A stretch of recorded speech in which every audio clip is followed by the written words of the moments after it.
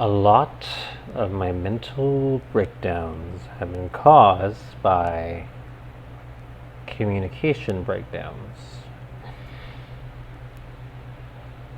Because communication, so I've learned the hard way, unfortunately,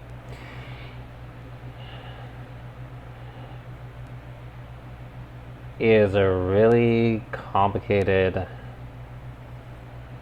often bullshit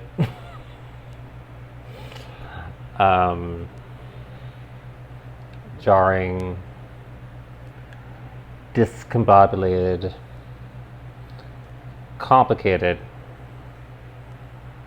loaded baggage of just sometimes a lot of waste. And the real heart of the matter often fails to really get heard or even recognized. Communication has a lot of, and I think way too many, nuances and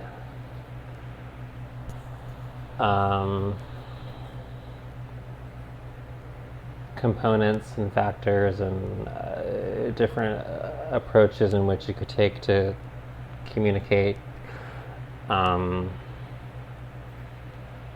Even just, tone. There's so many different inflections and colors and of your voice, and elevated voice, soft-spoken voice. You could be assertive. You could be passive. You could be abrasive, aggressive. You could be timid, shy, direct, straightforward. I mean, communication comes with tactics that apply to only various different specific scenarios, so there's a time and place for every different type of communication. I could sit there and write something, but it doesn't necessarily, I wouldn't be able to necessarily communicate in words to someone something that I would be able to translate onto paper. But after a lot of different examples that I've definitely not only experienced but done way too much harping on over the years, in the past, particularly the last couple to a few weeks, and then finally a really awesome, not just one therapy session, but a few different really good therapy sessions where I've discussed communicating and a lot of frustrations with that and self-doubt around that with myself and questioning myself about the about my communication style.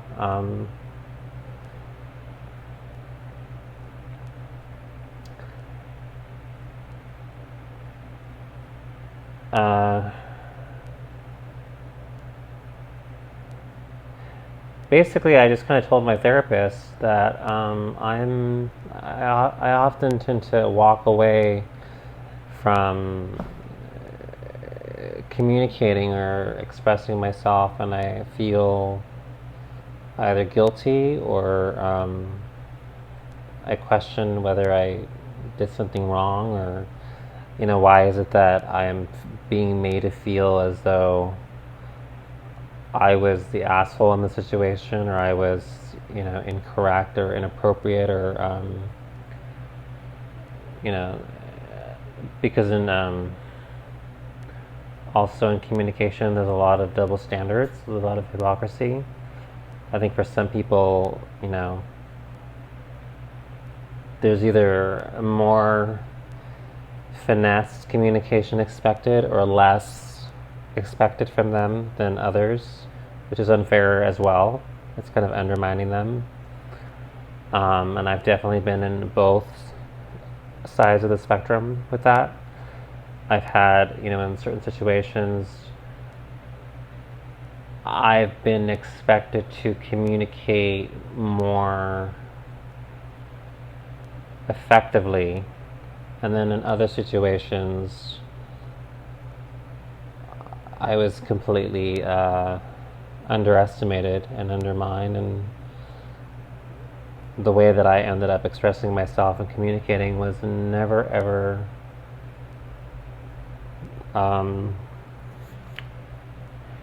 the other party or parties never saw that coming. It surprised them, which is kind of an insult to me. It insults my intelligence that it would surprise them that I would be that intelligent. Who would make that point? Or sometimes it's just as simple as, it's not that melodramatic, it's just as simple as I'm trying to get across one thing and they interpret it as another thing, and so until there's clarification, there's a misinterpretation. I feel like I'm writing a rap as I go along with this video. And so we're not necessarily disagreeing, but we're just having a misunderstanding of things, and that is always a little bit unnerving, or it can be, if depending on your particular patience or tolerance level that day.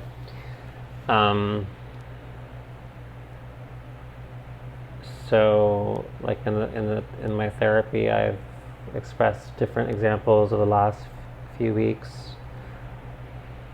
Like one being today. Like I'll start with a small one. The small thing was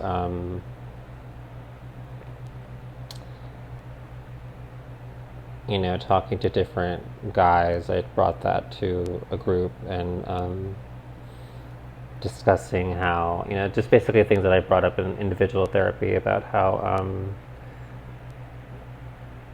particularly when I meet people my age, the vast difference of emotional maturity or emotional advancement or self-awareness is very apparent. And also it's apparent because of the life that I've led compared to their life experience, which is, that is to be expected. Everyone's different life experiences molds them to have the character and have the self-expressions that they have that are individual to them.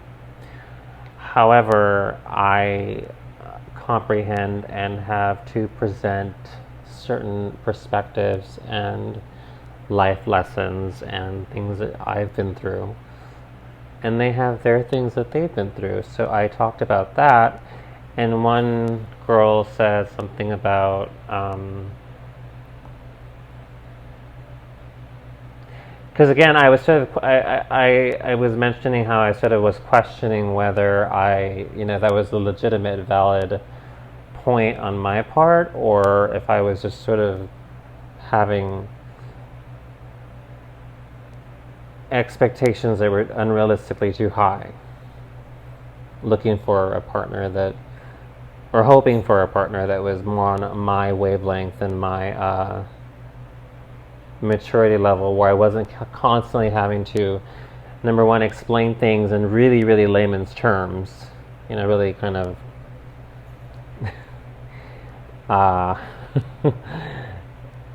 take my very convoluted point and really struggle to sort of disentangle it just so that they understand where I'm coming from. And also, if they have their own sets of insecurities or self-esteem issues, or a lot of lack of self-awareness, where they don't really know enough about themselves to be valuing themselves and find their self-worth and their esteem and what they have to bring to the table and feel confident about that. And I'm just constantly having to remind them that they're a good person and that they didn't do anything wrong, and having to uplift them and sort of be the emotional rock. And I just sort of said, I don't really have the time of day to be like a babysitter or be the therapist in the relationship. I just want to be a boyfriend. I do have love to give. I would love to be a boyfriend, but I don't want to be somebody's caretaker. And so in addition to that, that's part of my standard is I kind of do expect the guy to be already feeling like a complete, whole, evolved person and have the self-awareness to know his confidence, his security with himself, and to know what strengths he has to bring to the relationship, and to have acknowledged and valued his talents and intelligence and et cetera, et cetera, et cetera, all the positive qualities and traits about himself. And one girl just said, if you're just have these expectations for to find like the perfect mate, then you're setting yourself up for failure. And that's where I thought, okay, she completely misinterpreted what I was trying to say, because mind you, this was a mental health support group. And I clarified and I said, no, I'm not looking for perfection. I'm well aware that all human beings are imperfect. I never once uttered the word perfect. That word never came out of my mouth. What I meant by standards and expectations were so to express the fact that the reason I have my checklist and the reason I have my standards is so that my next relationship, unlike my previous ones where I did do a lot of caretaking and a lot of unnecessary, I put up with a lot of unnecessary bullshit that I should not have when it came to communication. And so now my expectations and standards are even higher.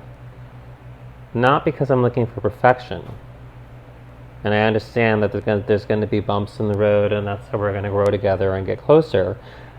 But I'm looking for what I'm looking for in order for self-preservation and to protect my mental health, so that next time there's a relationship or a breakup,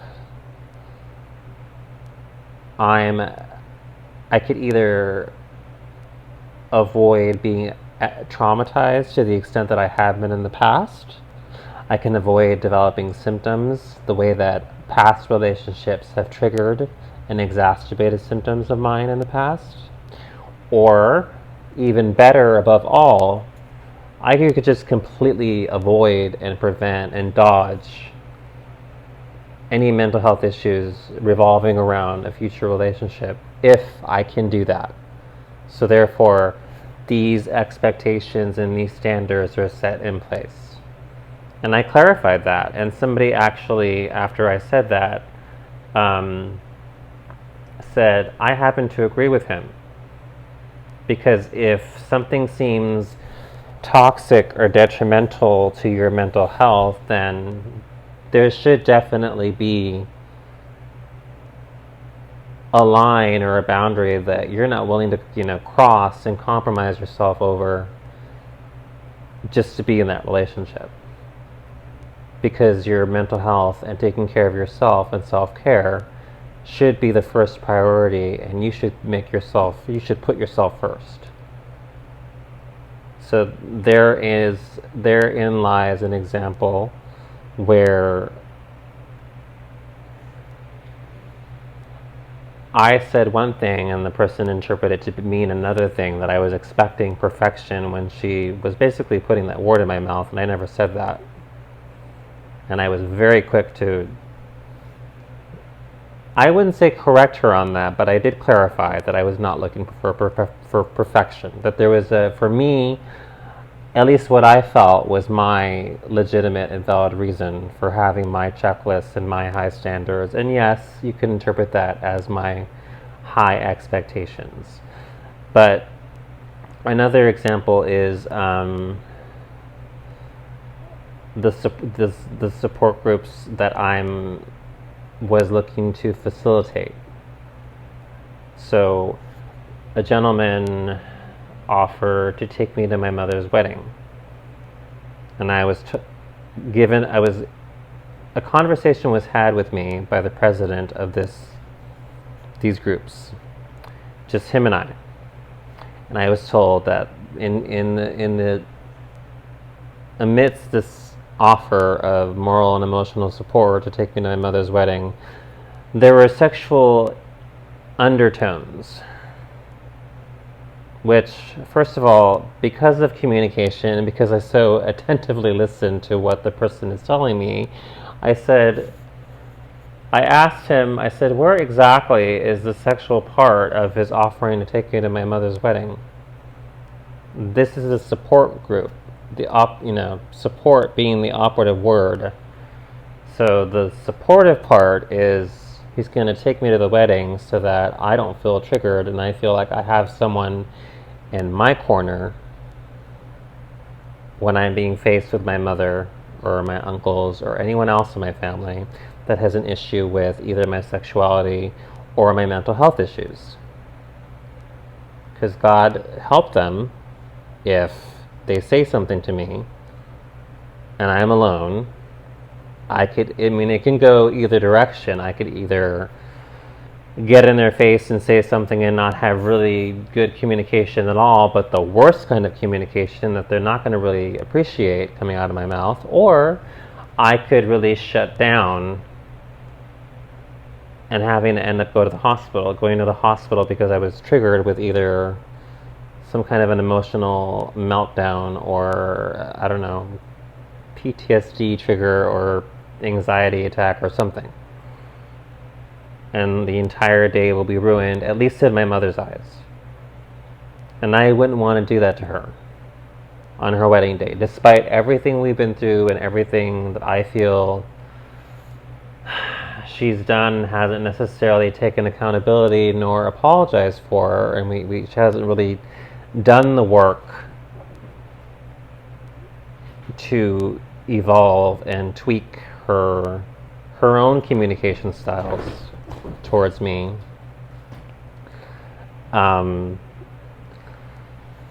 It's not for me to go and ruin her happy day just because I'm a little bitter about the fact that she allowed her son to be traumatized and she could have prevented that from happening. I mean, who am I to play tit for tat and want to get even with her? I mean, I could do that with somebody else that's not family, but not with my mother. But for whatever reason, that was perceived as a sexual undertone, and I said, no. In the context that I remember verbatim, there was nothing sexual about it, not even an undertone. But then later, a woman in the group shares about how she's a little bummed out because her ex-husband, who's about 50-something, is marrying a woman 25 years younger than him. And she felt very, very, I don't know, like she just felt really bad that she didn't see early on that this guy was all about looks. And she had children with him and was married to him for a long time. But then the president of the groups, who was in the group at that night, the same guy who basically reprimands me about sexual undertones, tells her that she has nothing to worry about because he remembers from before the pandemic when he used to see her in person what an attractive lady she is. And he says that as a longtime admirer. And I thought, okay, a guy offers to take you to my mom's wedding, and that's seen as a sexual undertone because it's two men. And we're both happen to be coincidentally attracted to men. He's bisexual and I'm homosexual. But because he's a man, this president, he's talking to a woman. It's not even an undertone. It's just an outward, blatant flirtation saying you're attractive, and I'm saying this as a long time admirer, meaning I've been checking you out from afar for quite some time now. And I thought to myself, like I said before, that's part of the hypocrisy and the double standard of communication. And when I've spoken to my psychiatrist, not particularly my therapist, but my psychiatrist, when it came to not knowing if I should start facilitating or not, because I didn't know how I was going to handle, once you get into the higher hierarchy of these support groups, and you have to sort of contend with the politics that come along with that. And as a gay man, probably one of the few gay men in these groups, and the only really out and proud gay facilitator, the other guy is bisexual. So I suppose that makes it, 50% acceptable?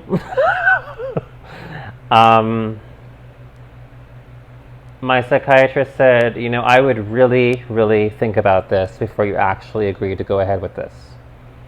Because you make a very good point. If you go into this and you facilitate and you start partaking in the politics of these groups and start facilitating, and you're no longer just a group member there for support, but you're actually having to tolerate and contend with and be okay with and sort of turn your cheek away from criticisms about your sexuality and little,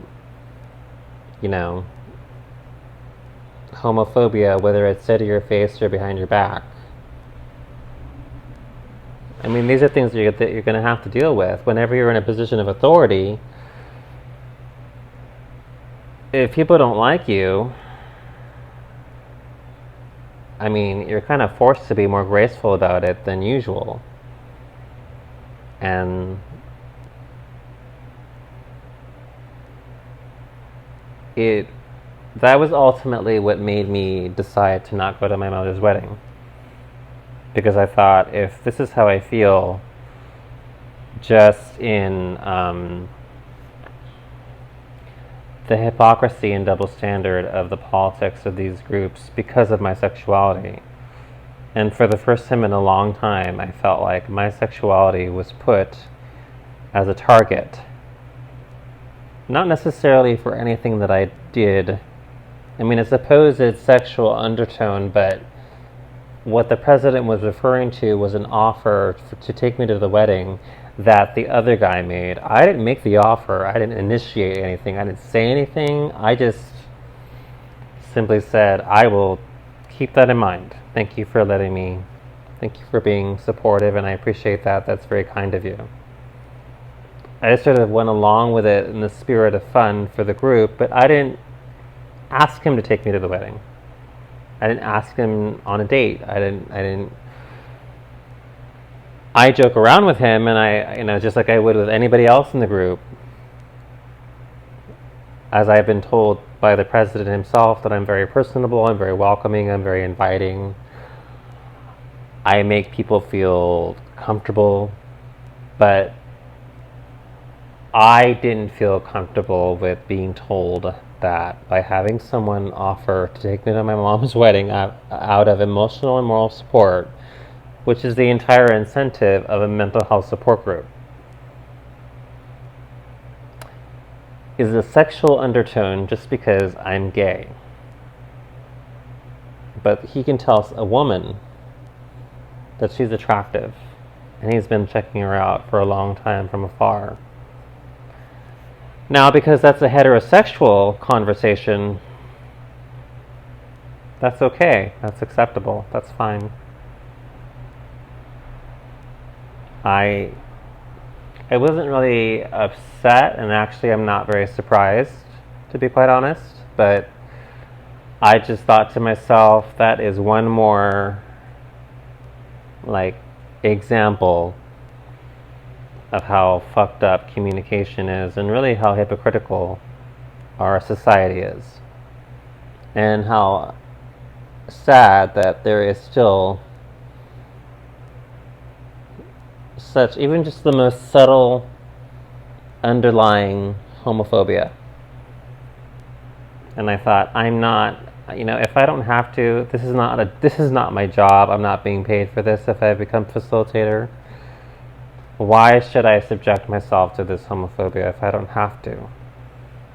Just like I'm protecting my mental health by having expectations and a checklist and standards so that I don't get hurt and don't get traumatized and don't get abused again. I'm not going to facilitate and not going to subject myself to that kind of hypocrisy and the politics of the hierarchy of these groups, again, to protect my mental health.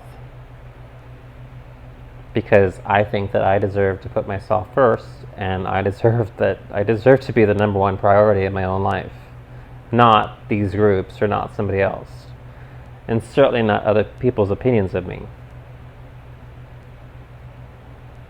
And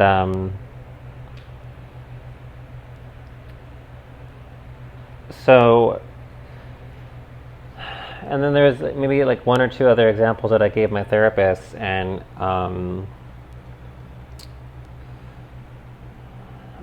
when it got down to actually, as they say, unpacking the situation and really getting down to the nitty-gritty of it, I said something like, I don't want to be like my mom when I communicate. I don't want to necessarily like when I'm being assertive, or I'm expressing myself, or making a point, or advocating for myself, or standing up for myself, I'm being made to feel, and I'm being told that I'm being unfair, or I'm being an asshole, or the way my ex used to say I was being a dick, or all these little shaming and guilt trips, and all this criticism that's not constructive. I mean, they're honing in on the tone, and they're honing in on the fact that maybe they weren't expecting me to say anything at all, and they're very surprised that I am, so that's what they're focused on. They're not even really attentively listening to what exactly I'm saying in the context of it, and trying to really take my point and my perspective into consideration. They're just simply allowing their own hypersensitivities and the emotions revolving around that, about how they feel either uncomfortable or awkward or surprised I'm actually, speaking up against them, standing up to them. That's all that they're really. It's like a self-involved reaction.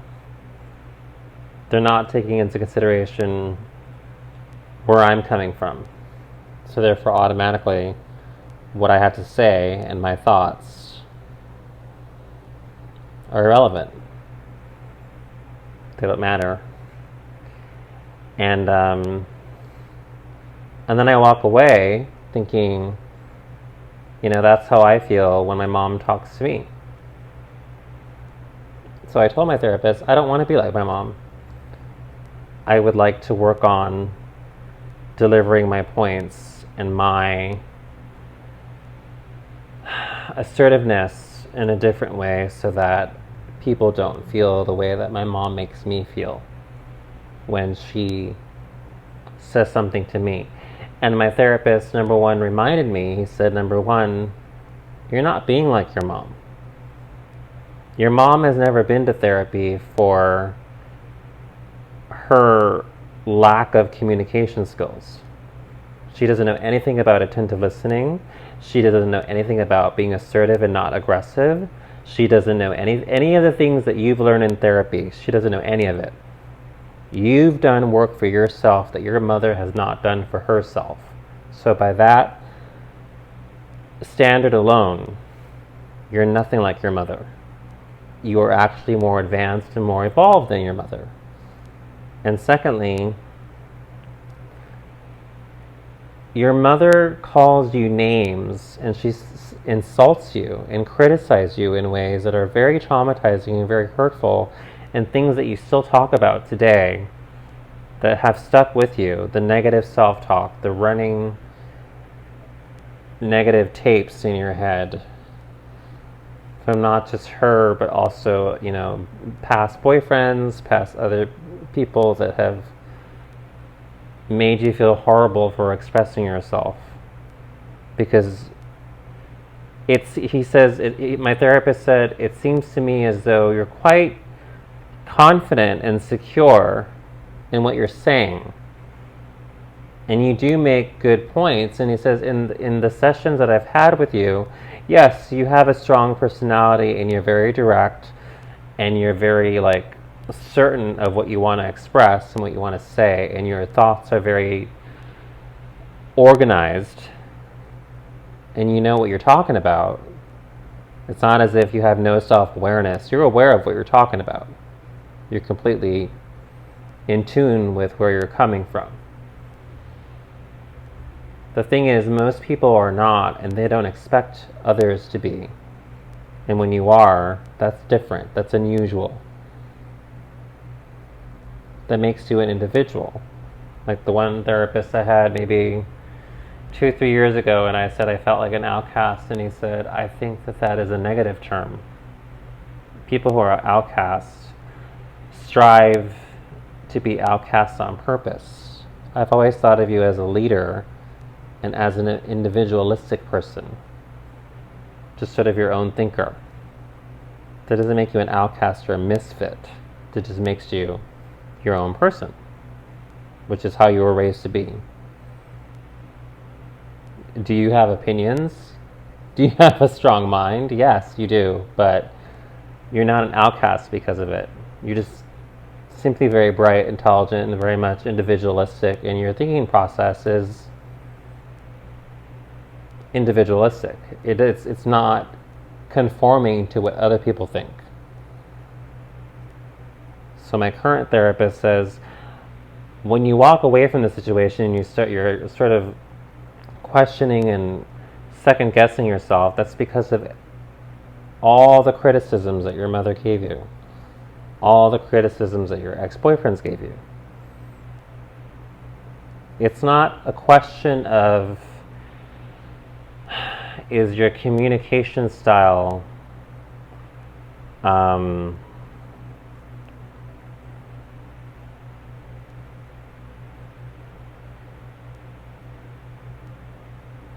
ineffective or abusive or attacking, as your mother likes to say. The question is, why do you feel insecure about it? Why do you second guess yourself? Why do you critique yourself and then afterwards feel guilty and feel ashamed of what you just expressed and what you just said, just because the other person said something insulting and tried to make you feel bad about it? You're not your mother just because they didn't appreciate you being assertive and secure in your own skin enough to speak your mind. The work that needs to be done is not allowing people to dictate how you feel about what you have to express and how you feel afterwards. If your mother reacts a certain way because you say something or you make a point or you express a feeling or a thought, then whatever her reaction or response is, she shouldn't have so much power over you emotionally to make you feel terrible and horrible about it. Let her have her reaction, and she can have that. I mean, that is her right and that is her prerogative, but she doesn't own your emotional life to the point where you have to feel depressed for weeks after you have a phone conversation with her.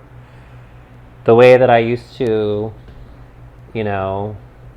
with Derek or Geppetto or any man that I cared about and ended up having an argument with and made me feel, called me names or tried to really make me feel guilty for saying what I said to stand up for myself and express myself. And because I was so invested in the relationship and I wanted to make it work, I would end up feeling critical of myself and very self-doubting and very and then like the last relationship where before I left Nebraska, it was just a matter of almost losing my entire self-confidence and my entire self-worth because I was constantly made to feel like anything I had to say or feel was of no value. It was really like the worst thing I could say or feel. It was not being heard. I was not being taken into consideration. I was not being told, I hear you. I'm listening to what you're saying. I empathize with how you feel. None of that was being told to me. What was being told to me was, you're an asshole or you're a dick for what you just said and what you feel. And my mother really, her critiques and her criticisms and her insults were no different. They were actually worse. And hers, I've known for decades. So, and now my part in taking responsibility for my communication that I need to work on is the part where I don't want to be like my mother. So therefore, the next step, now that my mother is getting married and she's moving, and quite honestly, the fact that she's moving, I told my therapist, I said, I know it sounds harsh and it sounds really mean-spirited of me to say, but I think that her moving to another county is like the best thing that could happen to us. That way she can finally go off and live her life, and she's no longer single and bitter and just full of fury and rage towards me whenever we talk on the phone.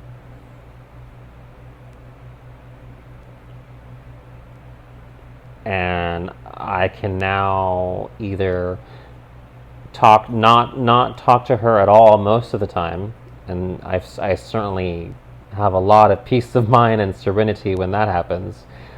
Or when I do talk to her, if she's genuinely happy being married to the so-called love of her life, as she calls him, as she's always called him since my sister was young,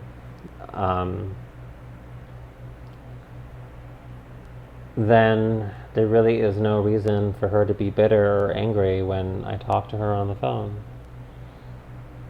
And we'll keep it short. And my therapist literally said, like, if your mother did the work and she was going to therapy, then maybe you two might have a chance to actually like amend your relationship. But quite honestly, when one person is not willing to do the work, and you're the one always in therapy because of either your relationship with your mother, or because of your mental illness, or even if nothing's going on that keeps you in crisis, but just this sheer maintenance and self-care and part of your everyday treatment, you're going to reach a certain plateau where there's like, that's your peak. That's the best you're going to get out of the relationship. It's not going to evolve. It's not going to progress. It's not going to get better. You're not going to really move forward. You're not going to get the resolution you're looking for. You're not going to get the apologies you're looking for. You're not going to have the conversations you would like to have. You have reached the plateau, and the point right now is, like I've said before in other videos, radical acceptance of that plateau. That is the end. That is the That's the highest point. And it's saddening. It is. I would have liked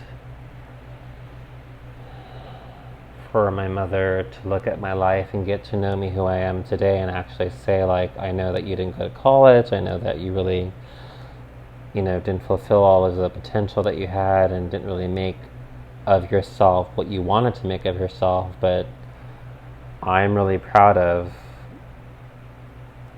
how you were committed and how devoted you were to your recovery and how far you brought yourself. And I've never allowed myself to end up on the street.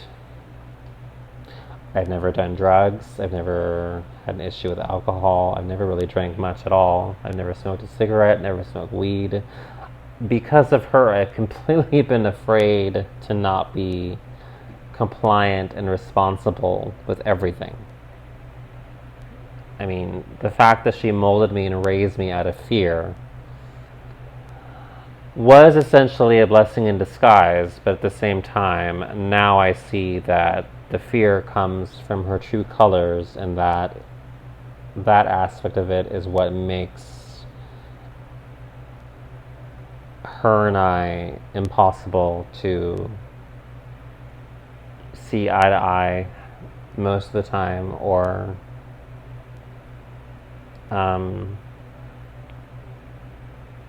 get past this plateau that we're at. And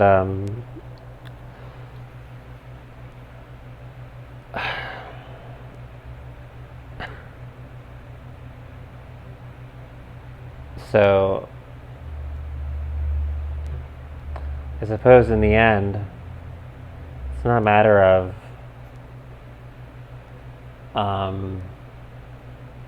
putting into question how I communicate. It's a matter of finding someone that appreciates it and doesn't necessarily shame me or make me feel guilty for how I express myself or communicate. And if there comes along an issue with how I communicate, then so that we don't reach a plateau where there is no progress, hopefully they're willing to put in the work and invest in the relationship to grow, to see eye to eye with me and understand where I'm coming from, and actually value how direct I can be, or how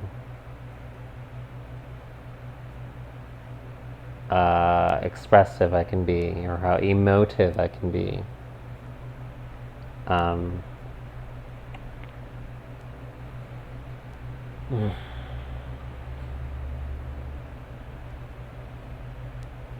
This is really part of getting closer to making peace not only with my past, that lost cause that is my relationship with my mother, but also making peace with who I am today. And that's something that's all the more reason why I encourage and really promote therapy, and really promote taking time out to have a really good relationship with yourself, and really take time out to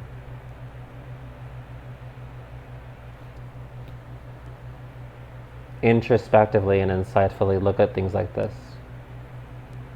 And I admit I may overthink most of them, but I would not be at the point of such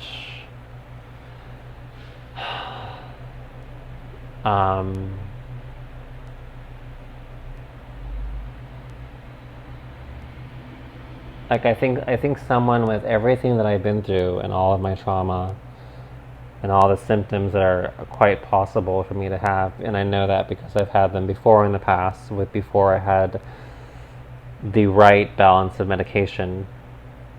I mean, I've met people in boarding cares or hospitals that are going to live in boarding cares for the rest of their lives because they will never be able to take care of themselves. And they are in hospitals very symptomatically, very sick, very low functioning. And honestly, to be told, that I'm being released a day before my actual set release date on a 72-hour hold because I'm being told that I'm actually getting more depressed and I'm getting worse in the hospital setting. And I would probably recover and get better at home, where I wouldn't be around people who were lower functioning and more symptomatic. That made me very proud of the fact that I'm quite past and done with the days of running to the hospital every time something goes wrong. And I actually have the independence and self-reliance and self-sufficiency to take care of myself. And there was once a time where I looked at all of that. I looked at taking care of myself, and I was scared shitless. And now,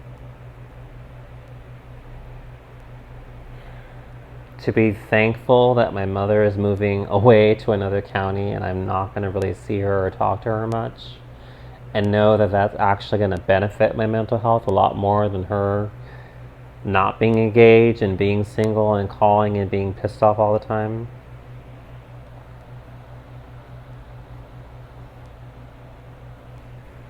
That's a big 180 from the tune that I was singing when I was crying for my mommy at 30 years old.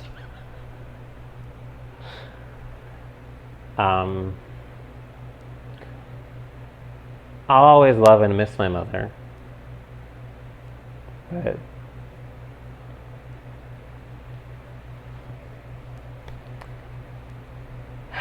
acceptance is supposedly the final stage of grief, so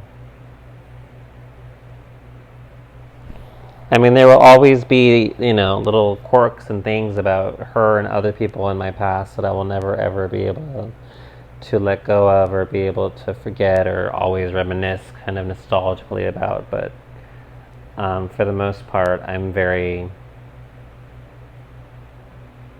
content with the life that I'm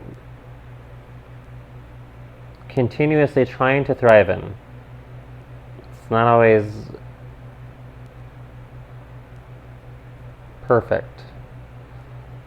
I also accept the fact of how my mental illness works. It's, how did someone say it the other day? Cyclical. It works in cycles. It's episodic. There are episodes that I can't predict. And now I'm not freaking out about what episode or what cycle is around the corner that I can't predict. I'm just more prepared to deal with them as they come along. And if I have a really shitty day, I just sort of allow myself to just write it out. And that's a good place to be in, to be prepared independently and be able to know that I can write it out without much of anybody else's help besides the proper, appropriate professionals. And then of course, the happy pills. Which, when I was younger, I used to say that happiness was never going to be part of my vocabulary. And my mother actually said, "You don't think that I've always known that?" I believe she still has certain conceptions of me and certain perceptions of me, but I really feel for myself that more and more every day, happiness is one of the highlights of my vocabulary. I have to fight for it, but that is worth the fight. Fighting with my mother and fighting with people on how we're communicating is a petty, worthless fight. But happiness, that is a fight that I definitely prioritize over most others.